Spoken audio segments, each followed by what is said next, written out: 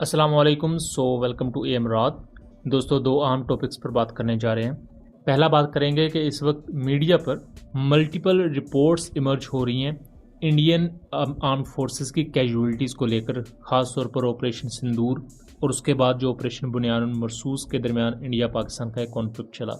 इन casualties के stats क्या हैं और इंडिया क्यों इनसे अब एक्सपोज हो रहा है, उन तमाम चीज़ों को डिस्कस करेंगे।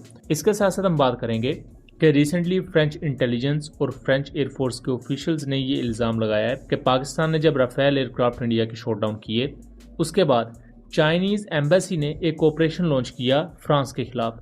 वो ऑपरेशन है क्या और उससे फ्रांस को किस किस्म का नुकसान हो सकता है या हो रहा है, उनकी डिटेल्स पर बात करते हैं। पहले टॉपिक की तरफ आ जाए।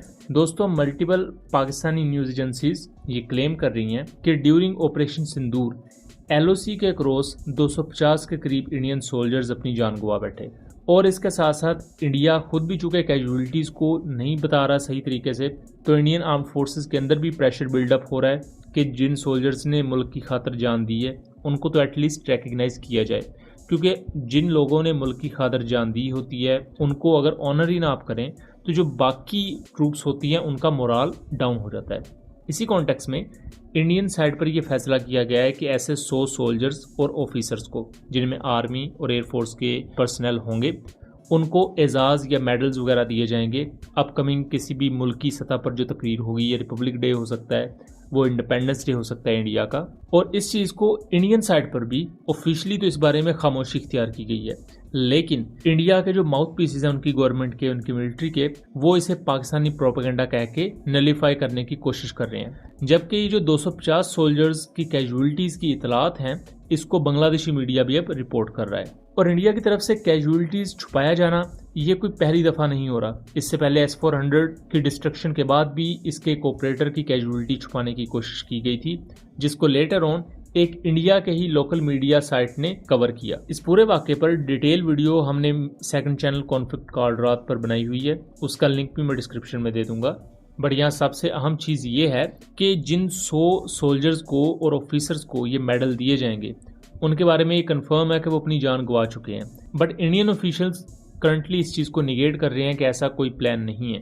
लेकिन जो सिक्योरिटी सोर्सेज हैं वो इस चीज़ को अफर्म कर रहे हैं कि इंडियन आर्म फोर्सेस अंदर से ही काफ़ी ज़्यादा प्रेशर का शिकार है, और ख़ुद इंडियन पॉलिटिशियंस और Indian media figures, Indian analyst क्या कह रहे हैं इंडिया की नाकामी के बारे में जो पाकिस्तान के खिलाफ उन्होंने समेटी है, उसको भी आप एक दफ़ा खुद सुने।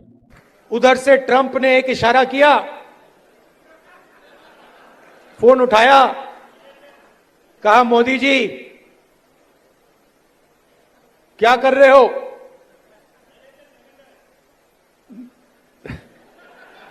नरेंद्र सरेंडर, और जी हजूर करके नरेंद्र मोदी जी ने ट्रंप के इशारे का पालन किया। पाकिस्तान के सामने हमारी नाक कट गई, उन्होंने रगड़ दी और वो नुकसान करा लिया, हमारे इतने जहाज गिरे हैं। पाकिस्तान ने 36 ठिकानों पर, भारत के 36 ठिकानों पर। आपके भाषणों से कुछ नहीं होने वाला है। और बताइए देश को और शर्म क्या है जब आप एक बड़ा फेलियर हुआ है। कहां गया फ्री बलूचिस्तान, कहां गया दूसरा सिंध, कहां गए पाकिस्तान के टुकड़े, कहां गया POK? दे विच जहाज डिगा है, ये तो कंफर्म्ड है। रिटायर्ड ऑफिसर कह रहे थे इंडिया की ताकत नहीं है पाकिस्तान से लड़ने की। उनकी जनता इस बात को स्वीकार कर चुकी है कि ऑपरेशन सिंदूर फेल हो चुका है। जैसे मैंने आपसे बताया, पाकिस्तान की जो मिलिट्री है वो इंडियन मिलिट्री से कमजोर नहीं है, उसका मैंने एविडेंस दिया। 73 देशों में हमारे प्रधानमंत्री करोड़ों अरबों रुपए खर्च करके जाते हैं। आप एक नेपाल तक को अपने साथ नहीं खड़ा कर पाए इस युद्ध में। से खबरें आ रही है इसके ऊपर, जो भी कुछ हुआ है, रफाल की गिरने की खबर आज से नहीं कई दिन से आ रही है, लेकिन सरकार चुप बैठी है।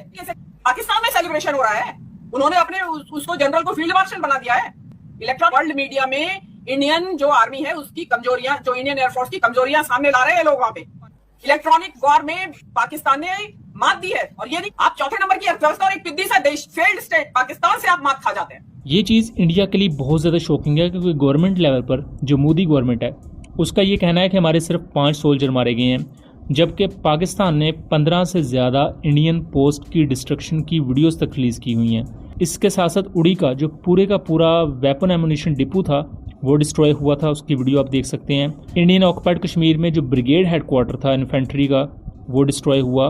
इसके साथ साथ जो ये 15 से ज़्यादा इंडियन पोस्ट डिस्ट्रॉय हुई हैं, ब्रिगेड हेडक्वार्टर को नुकसान पहुंचा है, इंडिया की मल्टीपल बेसिस पर जाके रॉकेट्स लगे हैं, उनमें कोई कैजुअलिटी ही ना हुई हो और कोई नुकसान ही ना हुआ हो, ये बात समझ ही नहीं आती और इसकी कोई लॉजिक ही नहीं बनती, कोई लॉजिकल सेंस इसकी नहीं है। अब दोस्तों हम दूसरे टॉपिक की तरफ आ जाते हैं। रिसेंटली फ्रेंच ऑफिशियल्स की तरफ से ये क्लेम किया गया है कि पाकिस्तान और इंडिया के रिसेंट शोडाउन के बाद चाइनीज़ एम्बेसी ने मुख्तलिफ कंट्रीज़ की एम्बेसीज़ के थ्रू एक ऑपरेशन लॉन्च किया। इस ऑपरेशन का मकसद था कि फ्रेंच एविएशन इंडस्ट्री की साख को मजरूह करना, यानी कि पाकिस्तान क्लेम करता है कि उसने 3 Indian Rafale aircraft shot down किए। फ्रांस उसमें से एक राफेल एयरक्राफ्ट को मानता है और फ्रांस का ये क्लेम है कि बाकी 2 एयरक्राफ्ट को लेकर हम इन्वेस्टिगेट कर रहे हैं, करंटली वो इनएक्यूरेट है हमारे लिए। दूसरी तरफ इसी रिसेंट कन्वर्सेशन में फ्रेंच ऑफिशियल्स ये माने हैं कि फ्रांस के बनाए हुए एटलीस्ट 2 एयरक्राफ्ट पाकिस्तान ने तबाह किए, एक राफेल, एक मिराज 2000 और एक Russian made Sukhoi Su-30 aircraft. जबकि इंडिया का ये कहना है कि हमारा कोई एयरक्राफ्ट शॉट डाउन नहीं हुआ, वो तो बंशी ड्रोन्स थे या वो पाकिस्तानी मिसाइल्स तो किसी चीज़ को लगे ही नहीं। और इसी के साथ साथ उसके मुकाबले में इंडिया के चीफ ऑफ डिफेंस स्टाफ ये कहते हैं कि इंडिया ने फाइटर जेट्स लॉन्च किए हैं पाकिस्तान के खिलाफ। अब यहाँ एक नई बहस छिड़ चुकी है कि फ्रेंच राफेल जो इस पूरे इंडिया पाकिस्तान के कॉन्फ्लिक्ट में कोई ख़ास कामयाबी हासिल नहीं कर सके। एयर टू ग्राउंड ऑपरेशन में उन्होंने कुछ प्रोजेक्टाइल्स पाकिस्तान की तरफ फायर किए, कुछ टारगेट्स को हिट किया। पाकिस्तान का उस पर क्लेम है कि यहाँ आम सिविलियंस की शहादत हुई, जबकि इंडिया का कहना है कि वो टेररिस्ट कैंप थे और उन टेररिस्ट कैंप में कौन से टेररिस्ट मारे गए इसके इंडिया ने कोई सबूत नहीं दिए।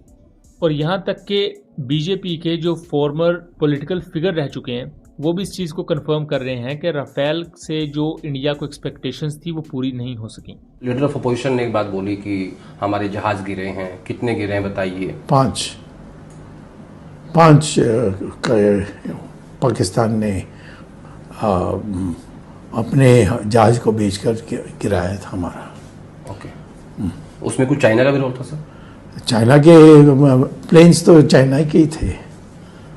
हाँ, चाइना के लोगों ने नहीं किया। चाइना ने जो हवाई जहाज दी थी वो बहुत बढ़िया हवाई जहाज थी और जो फ्रांस के जो थे वो उतना बढ़िया नहीं थे और उनके जो हवाई जहाज है उन्होंने 5 को गिराया था।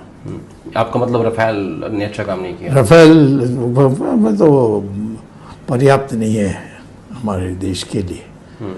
वो उसमें क्या क्या भ्रष्टाचार हुआ ये तो दूसरी बात है।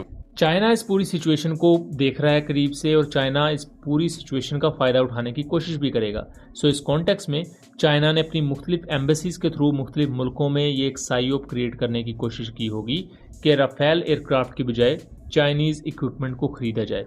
और ये चीज़ नाकाबिले यकीन है भी नहीं कि चाइना ने ऐसा ना किया हो, क्योंकि माजी में मगरबी कंट्रीज़ भी इसी तरह के काम करते आए हैं। तो जब आप एक ग्लोबल मार्केट का पार्ट हैं और आपका इक्विपमेंट अच्छा परफॉर्म नहीं कर पा रहा तो ज़ाहिर बात है जो मुखालिफ कंपनीज़ हैं या मुखालिफ कंट्रीज़ हैं वो उससे फ़ायदा उठाने की कोशिश करेंगे। बट ओवरऑल अगर बात की जाए तो राफेल को मल्टीपल कंट्रीज़ इस्तेमाल करती हैं और ऐसा नहीं है कि राफेल कोई बुरा एयरक्राफ्ट है। Egypt, India, Qatar, Greece, Croatia, UAE, Serbia जैसी कंट्रीज़ इसे इस्तेमाल कर रही हैं। और राफेल को इवन पाकिस्तान एयरफोर्स के जो एयर वाइस मार्शल औरंगजेब हैं उन्होंने भी कहा कि राफेल एक पोर्टेंट एयरक्राफ्ट है अगर if it is employed well, अगर इसे इस्तेमाल अच्छे तरीके से किया जाए। लेकिन अब राफेल की किस्मत ख़राब के वो इंडियन एयरफोर्स के हत्थे चढ़ गया और अब यही वो रीज़न है कि फ्रांस हर लिहाज से राफेल की जो पब्लिसिटी है या इसका एक इमेज है पूरी दुनिया के सामने उसको बचाने की कोशिश कर रहा है। लेकिन ये कोशिश किस हद तक कामयाब होगी ये तो अब आने वाले वक्त में ही देखना दिलचस्प होगा। बट इसे इस कॉन्टेक्स्ट में देखना कि राफेल की एक्सपोर्ट मार्केट बिल्कुल ख़त्म हो जाएगी ये बिल्कुल गलत है। राफेल एक अच्छा एयरक्राफ्ट है और उसका पाकिस्तान के खिलाफ फेलियर होना पाकिस्तानी एयरफोर्स की स्किल और उनकी प्रोफेशनलिज्म का सबूत है। और दूसरी तरफ यही वाकया इंडियन एयरफोर्स के पायलट्स का प्रोफेशनल ना होने का सबूत भी है।